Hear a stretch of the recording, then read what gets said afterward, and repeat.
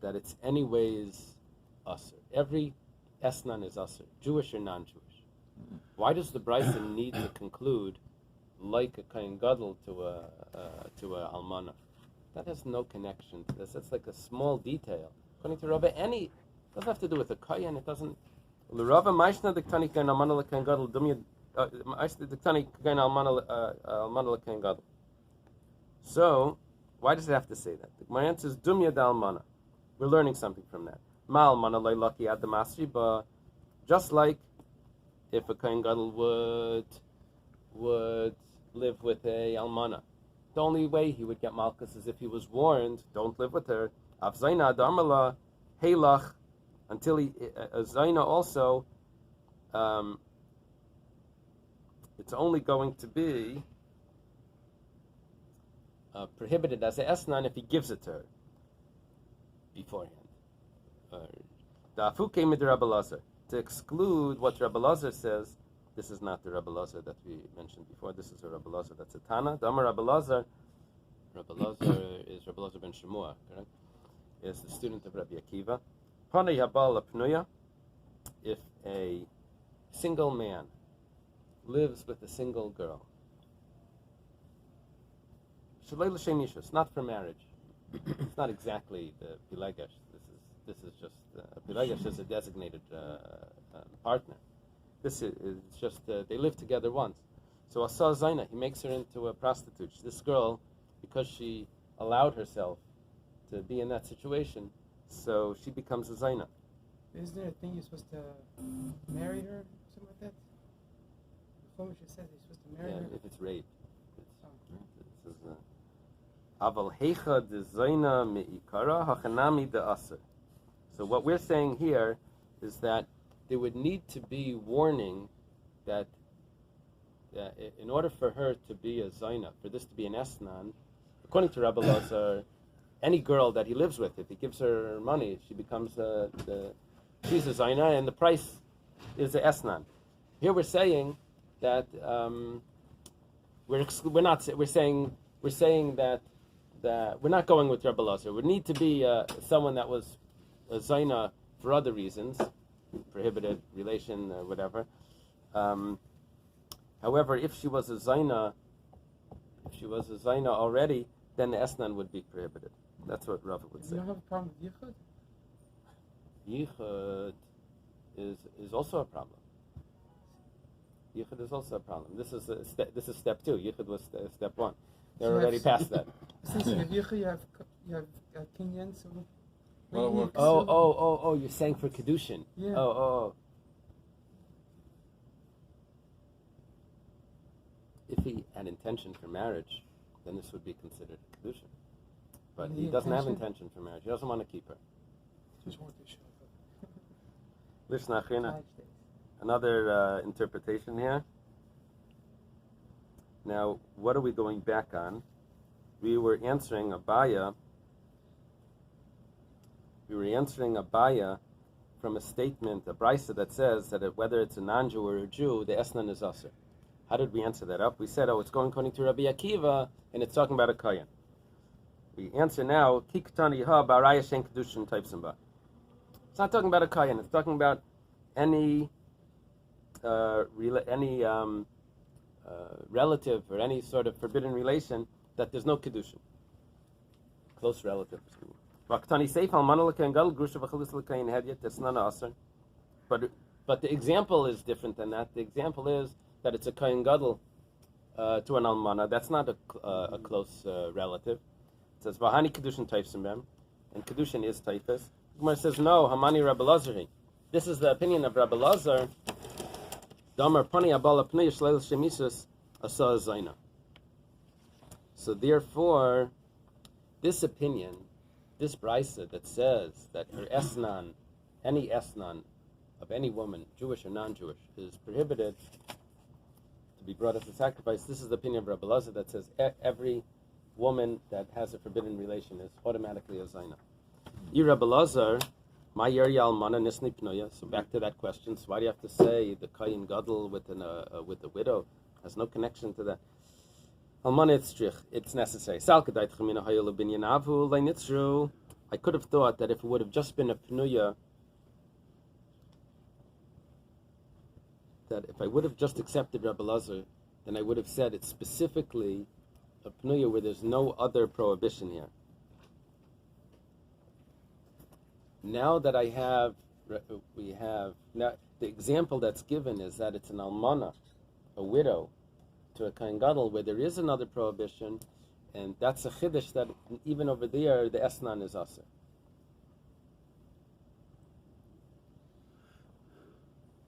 Okay. Because it was necessary to tell me that when there's other prohibitions also, it's still considered an esnan. It doesn't need to be just the prohibition of a zayin. Someone tells his friend, we're back to the Mishnah. So, yeah. He tells his friend, here's a sheep.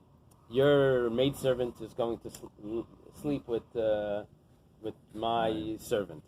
The Gemara says, what's the problem with that? That's a regular business, and there's no problem. They're both not really Jewish. This is a non-Jewish maidservant. That's a non-Jewish slave.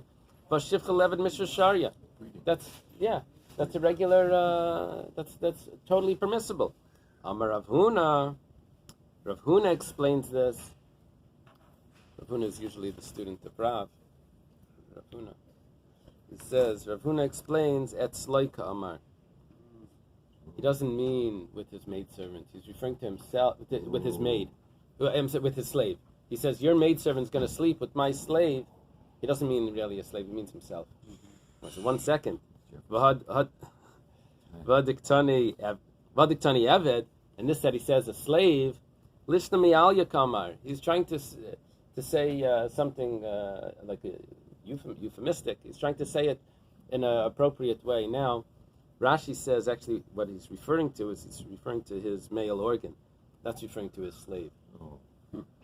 I don't know how. Okay, that would be a euphemism. So ihachi, if that's the case, my time of the Rebbe. So why did Rebbe say that's permissible? That's a regular esnan. Amar Shmuel bar Rabbi Yitzchak, Lo'elam avdei. Really means his slave. V'chiktani be'avedivri. He's talking about his Jewish slaves. That's prohibited. Possibly prohibited. 1 second, that's not so clear. Is that prohibited? A Jewish slave was allowed to mate with a non-Jewish maidservant. Ihachi, my time of the Rabbanan. So then 1 second. So what's the reason for the rabbis that said that the rabbis said that it's an esnan? Shifcha levad mishra shayid, that's permissible. A Jewish slave can mate with the master's maidservant. So it says, it says, if he was married, then the master can give him another wife, right? The Tanya, if he was not married, then the master doesn't give him another wife. But if he was married, then the master can give him another wife. So Rebbe holds that the master can give him another wife even if he's not married. The Chachamim say he's not allowed to. So the machlokes over here, if it's an esnan, is really a much more basic machlokes. Can an Eved Ivri marry a shifcha if he's not, if he wasn't married?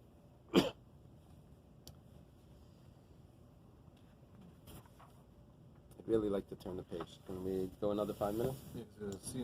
Yeah. Even though the last page is Bezer Mechir Kelev. What is an exchange for a dog that's prohibited to be brought as a sacrifice? What day is the Siyam? It's on Thursday. Someone tells his friend,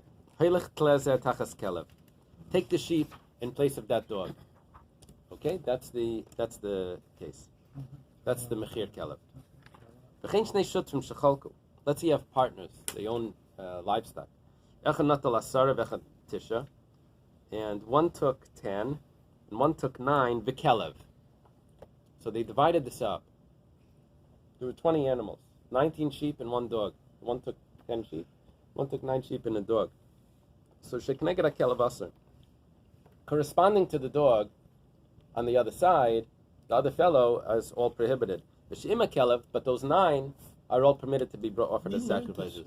It could be we had it quoted.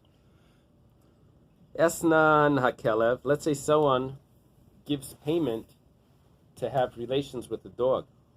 Umachir zaina.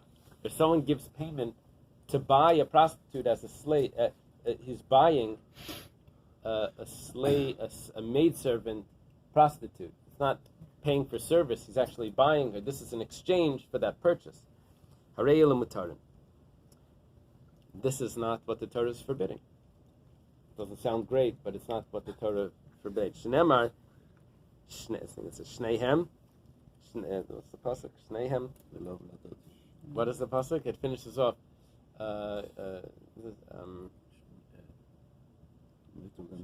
Mesigam Shnei. So, v'lo yarba, but not four, because here we have four cases. V'lo deisem mutarim. We're going back to the general case of the Mishnah, that the offspring of an esnan or a mechir is mutter. It's only that first generation, that first hein v'lo v'lo deisem, because it says they and not their offspring. Temurah Daf mechir kelev.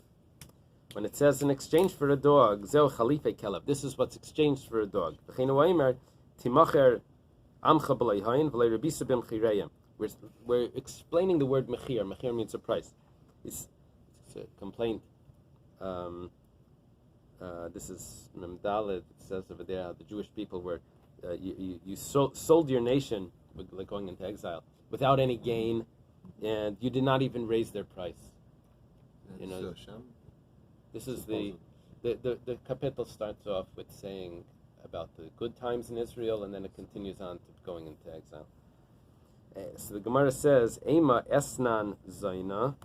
Oh my gosh, this is like the complicated. Let me read it from yours. Maybe it's referring to.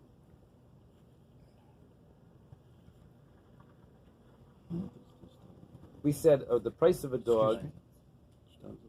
Maybe it's the price of esnan. It's supposed to be esnan kelev, I think. It's supposed to be the payment of living with the dog. Maybe that's what it means. So the Gemara says, Im kain leikarev. Habi tlasa gam shneim v'lei shleisha. If that's the case, then there would be three categories. It would be an esnan, regular woman, the price. It would be a esnan kelev, and it would be a mechir kelev. You'd have three, and that's what. Is this khalifa kelev? Is it exchanging for an animal that could be brought, or is it exchanging for services? I'm confused about. That's what we're saying. Here. We're saying if someone just simply a purchase of a dog. Mm-hmm. One person gives a sheep, and the person that's giving the sheep acquires a dog. That sheep that was used as the price or the as dog payment is forbidden to be brought as a sacrifice. That's how bad dogs are. There's no crime here. It's not a something that's elegant enough to be brought as a sacrifice. So he says, Mi kaminan anan esnan umechir esnan v'lei mechir kaminan. I wasn't saying, the Gemara was suggesting that it was a price for to live with the dog, and in exchange. I was saying, the Gemara is saying that it was not an exchange for a dog, just living with the dog. Maybe that's the pshat. Mechir kelev means the living with the dog. Imkain ne makrav leisavi esnan zaina v'kelev. You don't need the mechir kelev. It could be esnan zaina v'kelev if it's just living with the dog. Midiksev esnan zaina mechir kelev shma mina, that it's something else. It's the purchase of a dog. Hashutrin shachalku echad natal chulu. If partners divide, one takes the 9 with and the other takes the 10. We said all 10 are prohibited. It says take one out, that's corresponding to the dog, and the rest should be permissible. Going the toffee to make kelev mechad minayo. The dog, its price was a little bit more than all the others. So that means that in corresponding, I have 0.1 of every sheep was corresponding to the price of that dog, because I needed to equal it out. Well, but the problem is that if it was directly corresponding, then I could say there was 1-to-1. But now that it's not perfect, then I can say it's spread out thin amongst all of those. That little extra goes along all of them. We said that if it's the price to live with the dog or a purchase of a zaina, that's mutter. Amarava mi parzakia l'Ravashi. Minaha milsa damar abanan ein zinus lebehemes. Where do we know what the rabbi said that there's no prostitution with animals? Amalei lo nishmei kra lichtav esnan zayna v'kelev. The pasuk wouldn't have left out saying esnan zayna v'kelev. It says only esnan zayna and the mechir kelev in exchange for a dog. The fact that it doesn't say that the living with the dog is the price for living with the dog is prohibited. That means that ein znus. There's no real. That's not considered prostitution with the animals. But it's even worse. So That could be, but it doesn't go under the category of znus. So if a woman is with an unmarried woman is with an unmarried man, we just learned, and she's forbidden to a kohen. Right? According to Rebbe Lazar. But That's not the halacha. Okay. Yeah. Only if she's with someone that would have been prohibited to her, for example.